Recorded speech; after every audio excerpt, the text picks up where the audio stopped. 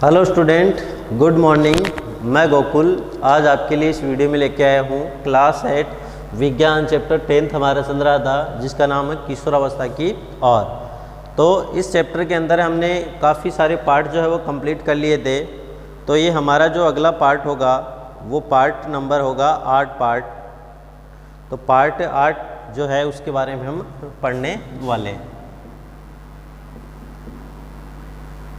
ठीक है, अब किशोरावस्था की ओर। तो इसमें हमारा जो लास्ट का जो पॉइंट होगा जिसमें हम पढ़ेंगे शारीरिक व्यायाम।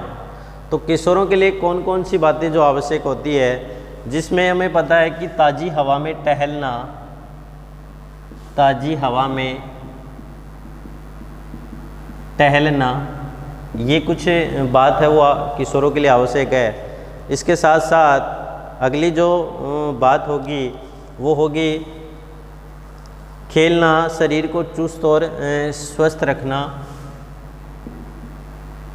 जैसे व्यक्ति जो किशोर है वो ताज़ी हवा में टहलता है, खेलता है, इसका मतलब ये शरीर को चुस्त, शरीर को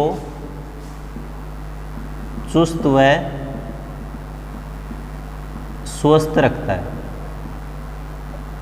ठीक है, तो ये बातें आपको इसमें ध्यान से देखनी है। ठीक, उसके साथ साथ कि जो ये सब हैं वो खासकर जो किशोर लड़के और लड़कियां जो हैं, किशोर लड़के व लड़कियां, उन सब के लिए ये बातें हैं वो ध्यान रखने के लिए आवश्यक है। क्योंकि जो किशोर लड़के और लड़कियां जो होती है उनका किशोरावस्था में शरीर का सर्वांगीण विकास पूर्ण होता है। तो इस स्थिति में किशोरों के लिए ताज़ी हवा में टहलना, खेलना, कूदना, दौड़ना, तो ये सब बातें हैं वो उनके लिए लागू होती है। और व्यायाम करना और बाहर खेलना, तो ये सब किशोरों के लिए प्रमुख रूप से आवश्यक होते हैं। ठीक है, उसके साथ साथ अगला जो पॉइंट है वो है नशीली दवाओं का निषेध करना।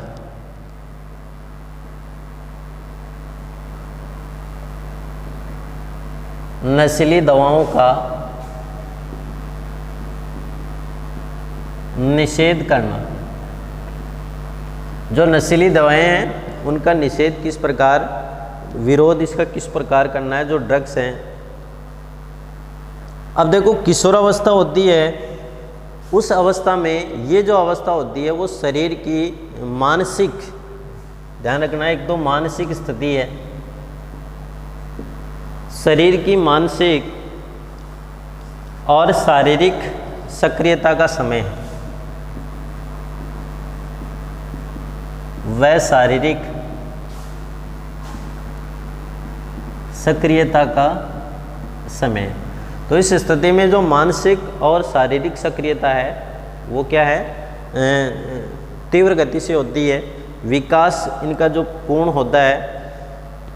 और ये जो अवस्था होती है किशोरावस्था, ये अवस्था साथ साथ बालक के वृद्धि काल का सामान्य भाग है। तो ये अवस्था किसका भाग है, वृद्धि काल का सामान्य भाग है। यही अवस्था क्या है, वृद्धि काल का सामान्य भाग होती है। इसलिए इस अवस्था में किशोरों को चाहिए कि वो भ्रमित ना हो और असुरक्षित महसूस बिल्कुल ना करें। तो ये बातें आपको इसमें ध्यान रखनी है। उसके बाद में आपको देखना है कि यदि कोई व्यक्ति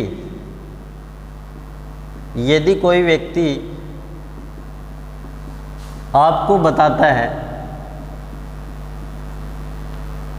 यदि कोई व्यक्ति आपको बताता है कि ड्रग्स के सेवन से आप अच्छा और तनावमुक्त महसूस करते हैं। जैसे मान लो आपको कोई गली मोहल्ले में कोई व्यक्ति आपको बताता है कि यदि आप ड्रग्स का सेवन लगातार करते हो तो आप तनाव मुक्त महसूस करते हो, अपने आप को अच्छा फील महसूस करते हो। इसका मतलब आपको ये स्थिति जब आती है तो आपको उस व्यक्ति को स्पष्ट रूप से मना कर देना चाहिए कि भाई ये मेरे लायक नहीं है, मुझे इसकी लत में नहीं पड़ना है। ये आपको एक महत्वपूर्ण बात के रूप में बतानी है। और यदि ऐसी स्थिति आ भी जाए तो उस स्थिति में हमें अपने डॉक्टर से सलाह लेनी चाहिए। सलाह के अकॉर्डिंग हमें ये जो ड्रग्स के आदी होने की जो शिकायत हैं तो उनको दूर करने का प्रयास जो है वो करना चाहिए। अब ड्रग्स से होते क्या हैं? ड्रग्स से नशीले पदार्थ होते हैं। क्या होते हैं? नशीले पदार्थ होते हैं। कौन से? ड्रग्स।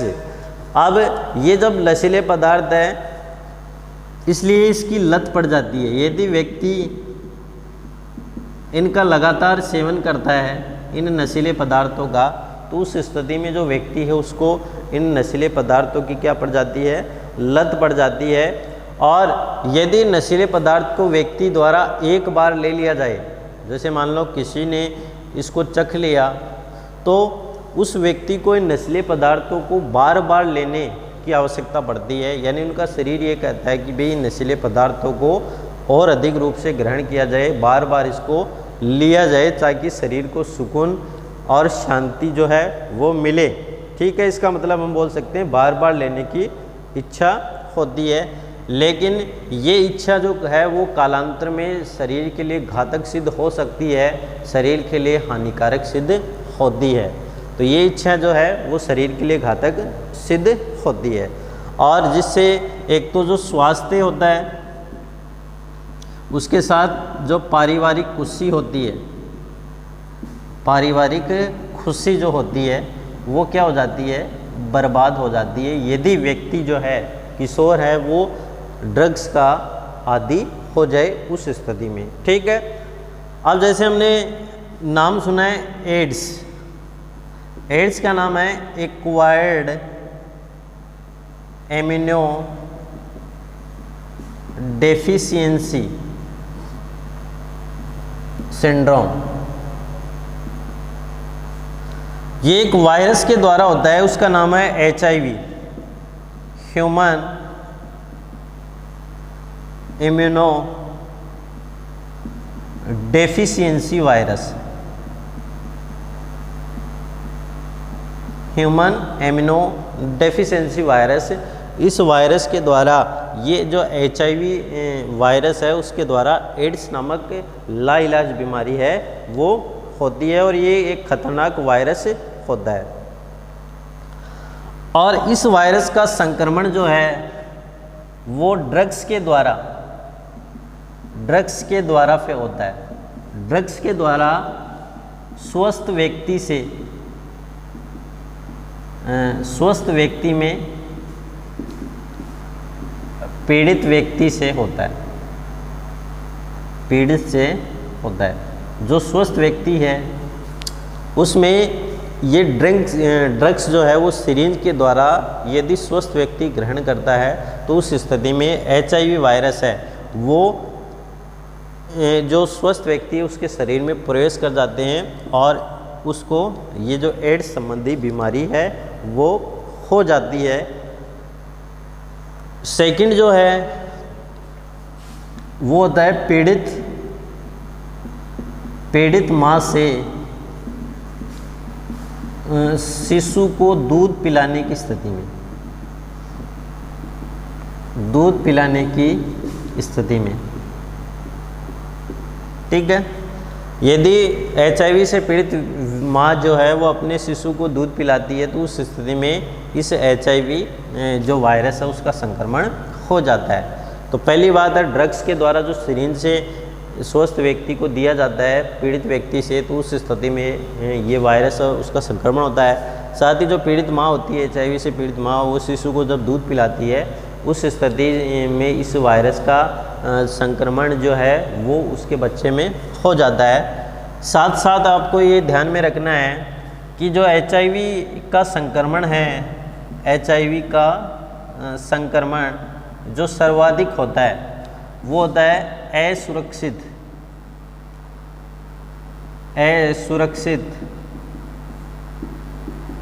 यौन संपर्क से।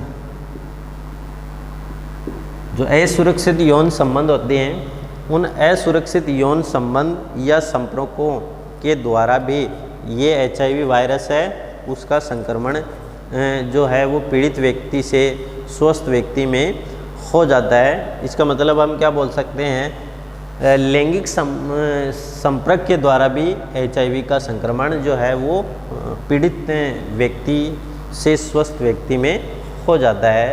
अब अगला पॉइंट है भ्रांतियाँ और असत्य अवधारणाएं, करें या ना करें।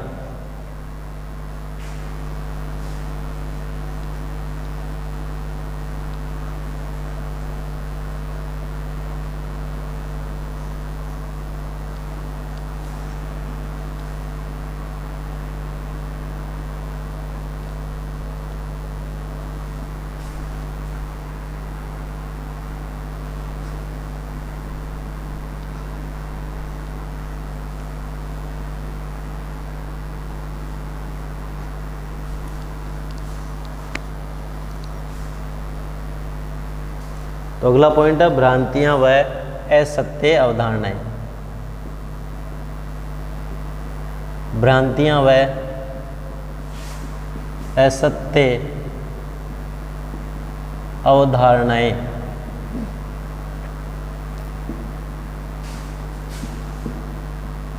करें या ना करें। अब देखना इसमें कि हमारा जो समाज है तो उस समाज में कई ऐसी भ्रांतियां हैं, कुरीतियां फैली हुई हैं, ठीक है। और ये कुरीतियां ऐसी है जिनका कोई व्यवहारिक आधार भी नहीं है। तो ये कौन कौन सी कुरीतियां हैं जिससे व्यक्ति को ये समझ में रहता है कि भाई इनको करें या फिर ना करें, तो ऐसे असमंजस की स्थिति इसमें बनी रहती है। तो वो कौन कौन सी भ्रांतियाँ हैं उसके बारे में हम देखते हैं। तो सबसे पहले जो भ्रांति है वो है कि ऋतुस्राव के समय यदि कोई लड़की किसी लड़के को देखती है, ऋतुस्राव के समय यदि कोई लड़की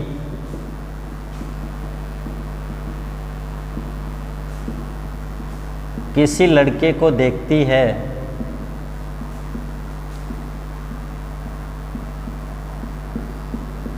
यानी जब ऋतुस्राव की स्थिति होती है उस स्थिति में यदि कोई लड़की लड़के को देखती है तो वह गर्भवती हो जाती है, तो वह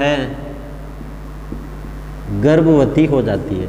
एक तो ये भ्रांति है जो समाज में व्याप्त है, समाज में फैली हुई है कि भाई यदि ऋतुस्राव के समय कोई लड़की किसी लड़के को देखती है तो वह गर्भवती हो जाती है। सेकंड, आपको इसमें ध्यान रखना है कि संतान के लिंग के लिए उसकी माँ उत्तरदायी है। संतान के लिंग के लिए उसकी माँ उत्तरदायी है। एक ये भ्रांति फैलती है कि संतान के लिंग यदि लड़की होती है तो बोलते हैं कि भाई इसकी माँ जो है वो इसके लिए उत्तरदायी होती है। थर्ड, आपको इसमें बात ध्यान में रखनी है, ऋतुस्राव की अवस्था में लड़की का रसोई में काम करना निषिद्ध है। ऋतुस्राव के समय लड़की का रसोई में काम करना निषिद्ध है। तो ये जो तीन भ्रांतियाँ वो समाज में व्याप्त है, समाज में फैली हुई है, जिनका हमें विरोध करना चाहिए कि भाई ये भ्रांतियाँ जो किशोर है उसको ये रहता है कि भाई इनको करें या फिर ना करें। अगला हमारा जो पॉइंट होगा वो है किशोरों द्वारा गर्भधारण। किशोरों द्वारा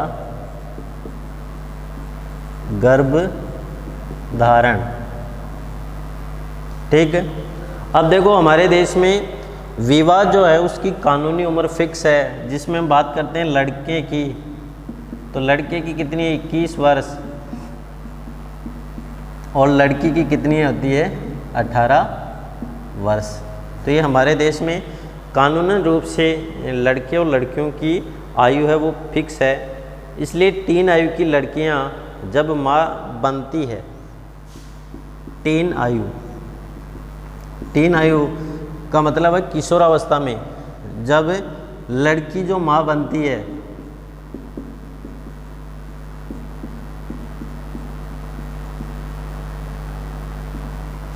तो वह मातृत्व के लिए परिपक्व नहीं होती,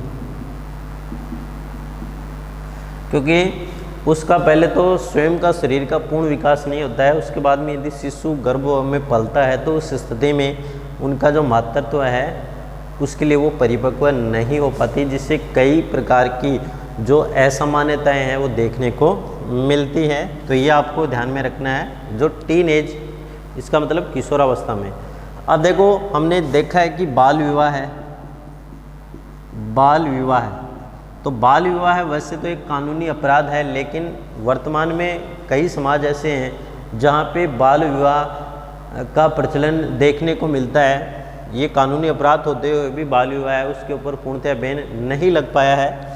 तो बाल विवाह होता है तो उस स्थिति में किशोर और जो किशोरियाँ हैं उनकी उम्र कम होती है, और जब वो किशोरियाँ जब उस स्थिति में गर्भ धारण करती है जिससे उनमें के शरीर में पलने वाले बच्चे का पूर्ण रूप से विकास नहीं हो पाता है, जिससे प्रसव के समय कई प्रकार की असामान्यताएं उत्पन्न हो जाती है। तो ये आपको इसमें ध्यान रखना है। और जब बाल विवाह में जो माँ बनती है उस स्थिति में जो संतान जन्म लेती है या जो उसकी माँ होती है, उन दोनों के शरीर में कई विकट समस्याएं हैं वो उत्पन्न हो जाती है। तो ये आपको एक बात है वो ध्यान में रखनी है। और उसी के साथ साथ जो है युवा स्त्रियों के लिए व्यवसाय के और अवसरों में कमी आती है। युवा स्त्रियां, अब जो युवा स्त्री हैं उनका यदि समय पर विवाह किया जाए तो उस स्थिति में वो व्यवसाय में अपनी भूमिका निभा सकती है। तो जब बाल विवाह होता है उस स्थिति में व्यवसाय के अवसरों में कमी आती है। तो व्यवसाय जो होते हैं उनमें उनके जो अवसर बनते हैं तो उसमें व्यक्ति है उसकी कमी आती है। और ये जो लड़कियां हैं वो मातृत्व की जिम्मेदारी उठाने के लिए परिपक्व नहीं होती है, उठाने के लिए परिपक्व नहीं होती है। ठीक है, तो ये आपको इसमें जो बात है वो ध्यान में रखना है। और इसी के साथ साथ जो लड़कियां होती है वो मानसिक पीड़ा से ग्रसित हो जाती है, मानसिक पीड़ा से ग्रसित हो जाती है। ठीक है, तो ये कुछ बातें हैं उनका यदि हम अनुसरण करें तो उस स्थिति में जो कई समाज में व्याप्त भ्रांतियां हैं तो उनको काफ़ी हद तक दूर कर सकते हैं। और ये बाल विवाह जैसी कुरीतियाँ समाज में पनप रही है तो उन कुरीतियों को भी हम जो है वो काफ़ी हद तक दूर कर सकते हैं। तो ये कुछ बातें हैं वो आपको इसमें ध्यान रखनी है। तो इसी के साथ हमारे जो चैप्टर है वो कंप्लीट होता है। तो अगला हमारा जो वीडियो रहेगा तो उसके अंतर्गत हम एक नया चैप्टर है वो शुरू करेंगे।